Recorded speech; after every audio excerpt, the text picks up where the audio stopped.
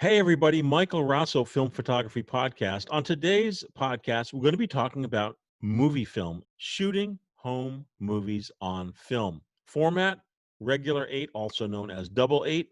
It's available now at the Film Photography Project online store in color, black and white, and soon color reversal.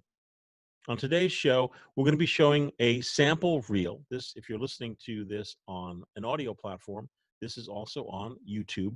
We're going to be rolling in a roll of Cine8 color test film, which is a less expensive film, expired film that the FPP has perfed and is making available in our online shop. So you could buy a roll, test your camera, and save a few bucks. Recently, my good friend John Fedele shot a roll. So we're going to roll that in. And then when I come back, I'm going to be joined by John as well as fellow movie film enthusiast Owen McCafferty. Let's get to it.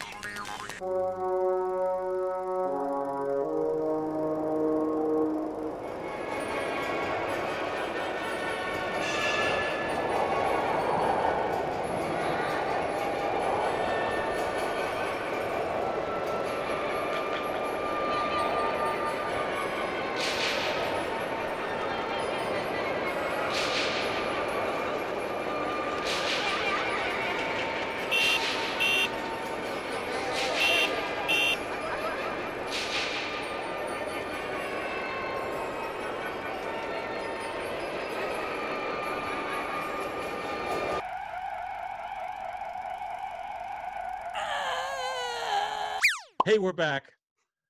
Back here in the studio. My name is Michael Raso, and joining me is the creator of the little mini movie you just saw, Mr. John Fedele. Hello, John. Get back. Who's the other guy? What are you doing? It's Kabibble. I think Mike's looking for his mind right now. I don't hear you through my Hey, we're back. Okay. Are we starting here? Yeah. Hey, we're back. Okay. Hold on, wait. Yeah, get it all out, John. Hey, we're back. My name is Michael Raso. Joining us Hi, Mike. today is the creator of the short film we just saw, Mr. John Fedele. Hi. And no stranger to these little mini cine podcasts that we've been doing, Mr. Owen McCafferty. Hey. Hey, Owen. So the FPP last week launched what we call our Fpp Cine8 Bundles. And that is where you purchase film. You also get the developing and scanning. in one price. And the reason we started this is because I'm always looking for ways to crunch down prices so that folks at home, folks shooting movie film at home, can shoot at the most inexpensive price humanly possible. Because, and I think we're all in agreement here, no one wants to spend $100 to shoot a roll of film. Hell no. I don't care if it's Super 8, regular 8, 16 millimeter. In order for us to millimeter. In order for us to continually shoot movie film on a regular basis and kind of make it that impulse kind of item, we have to make it accessible. And although it's not as cheap as we'd all like it to be, as cheap as humanly possible. It's the cheapest out there. Yeah, we just want to make it available at a very good price. So the current batch bundle, which is called Fpp Test Film, is expired movie film that we've had sliced and perfed for $8. So this gives us an opportunity to lower the price even more. And our current batch in the Fpp online store has already been tested. As a matter of fact, Joseph Brunges, Joby, tested a roll, and that was 200 ISO movie film that we're recommending shoot at 40, which is going to be wonderful. So we're always looking ahead, and what we just saw today was 500 ISO film. 500. And I mean, the thing is about expired movie film, you know, it gets either donated to us or I buy it on eBay. Where'd you get that film from? That film, this whole batch of expired movie film was donated by Mike Caputo. Oh, that's right. Yes. Aloha. Aloha. Aloha. Well, what's great about this test film, you know, you see a lot of people testing their movie cameras with expired Kodachrome, which it gives me nightmares. I have nightmares about people shooting Kodachrome. Why does today. that keep you awake at night? Yeah, why?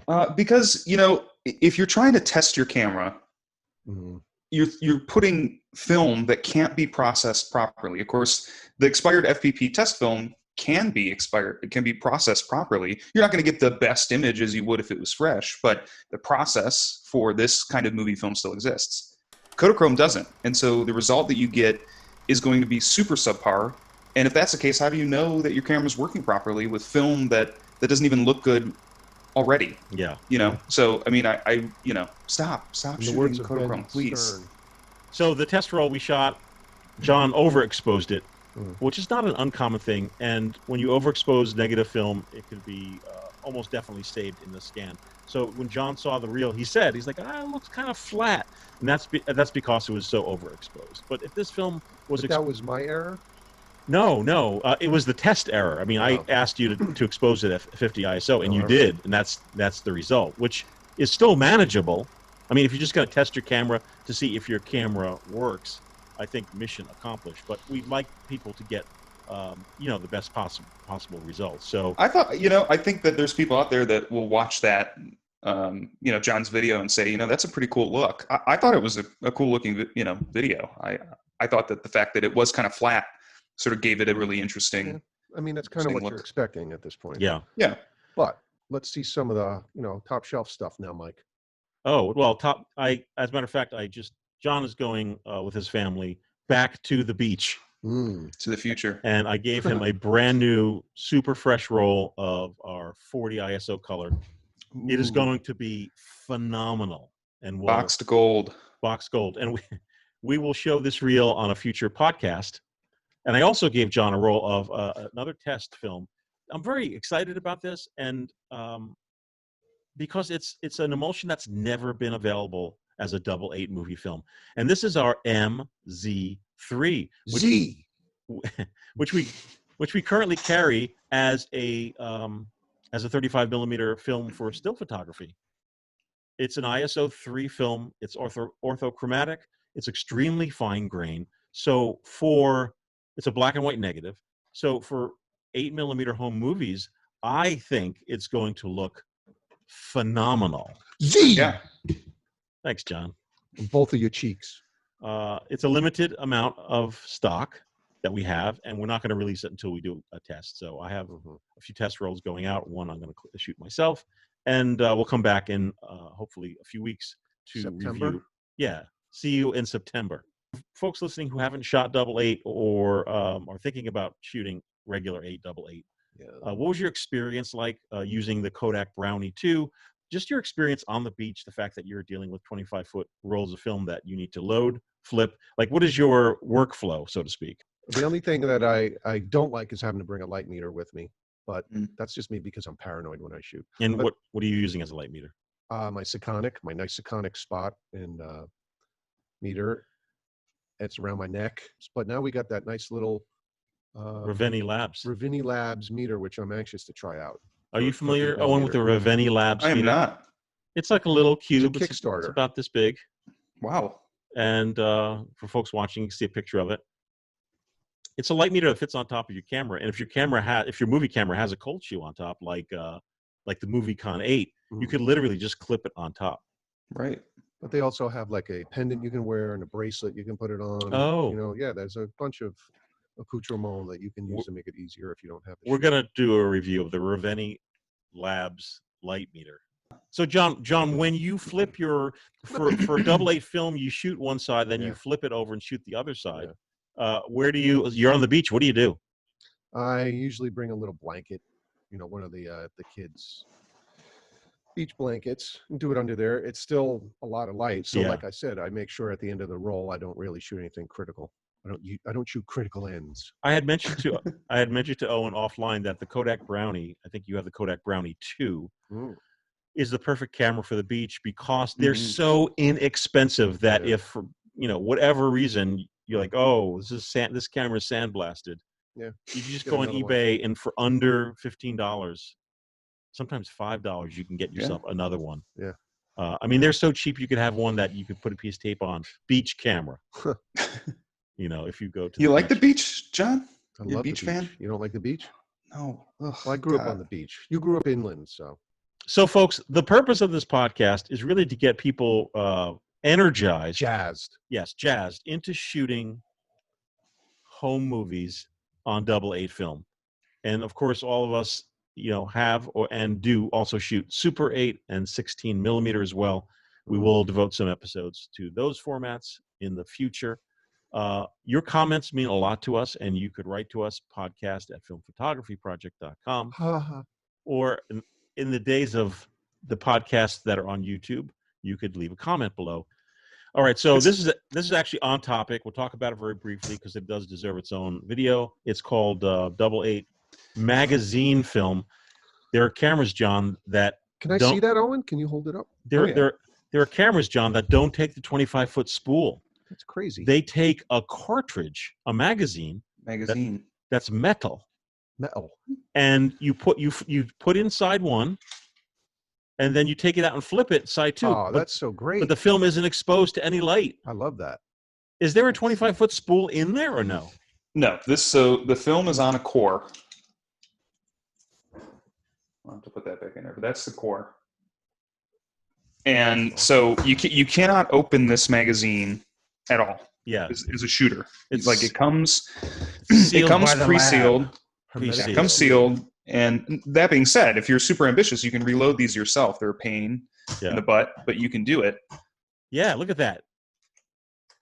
So you're saying you can't open up these little cartridges? Well, that's supposed to be for the lab only, not the consumer? Consumer gets it preloaded. Right. So for these magazines, as they're called, are not made anymore. So we're sourcing them, and we're going to try a little experiment here at the FPP, maybe in the fall. Uh-oh. Owen, where'd you go? What happened?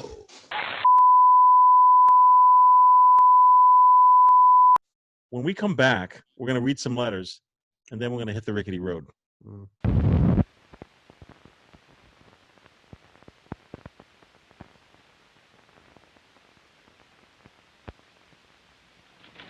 Two with extra cream, no sugar.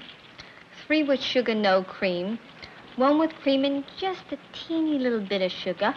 1 with... All that cream and sugar hides something in coffee, and it just might be the bitter taste of caffeine. Caffeine tastes bitter. Well, decaf has nothing to hide. It's decaffeinated. Caffeine's bitter taste is gone. Buy a jar of decaf.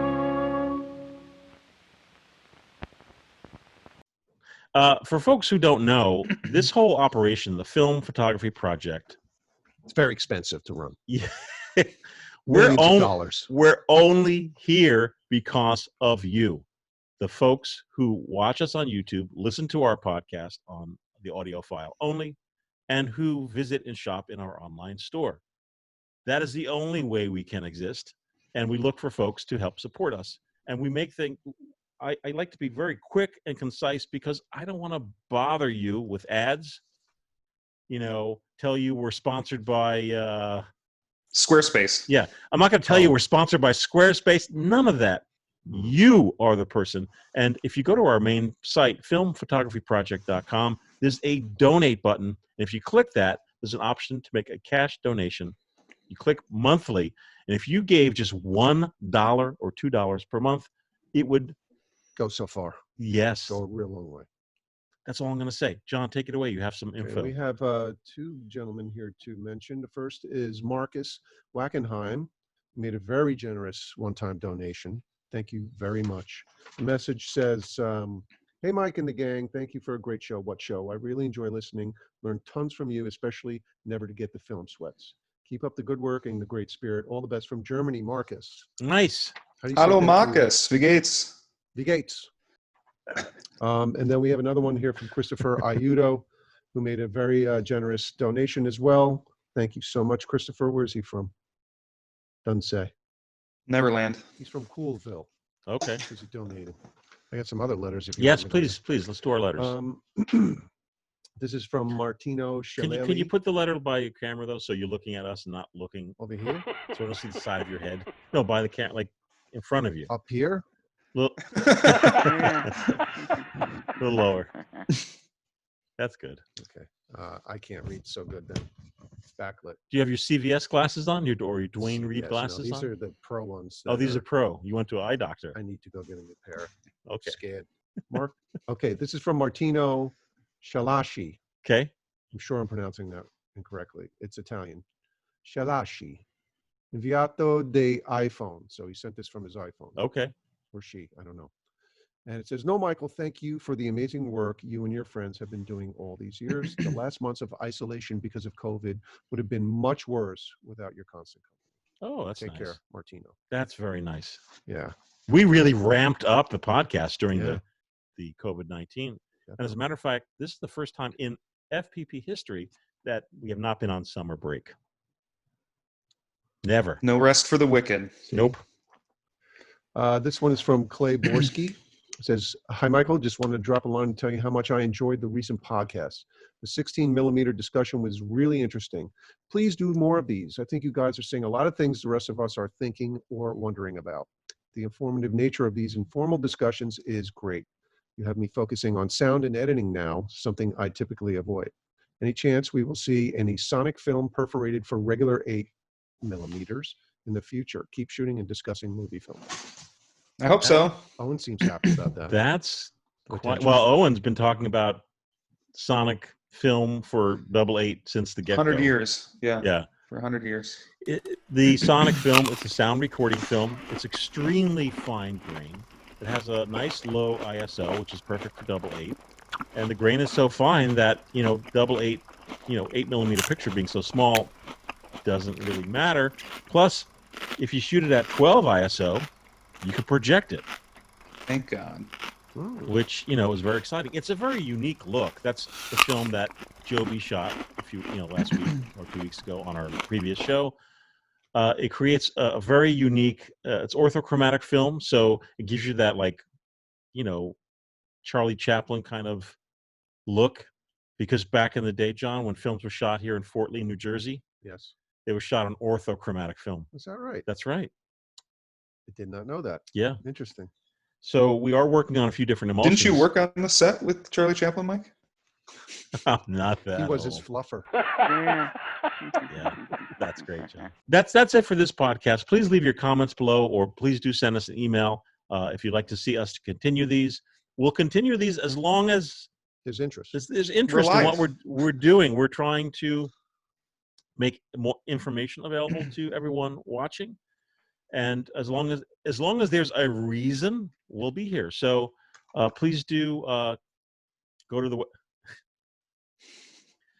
go to the website, filmphotographyproject.com. Subscribe to our email newsletter. You get email newsletters about new products. I don't know where John is. Are you here? Are you here?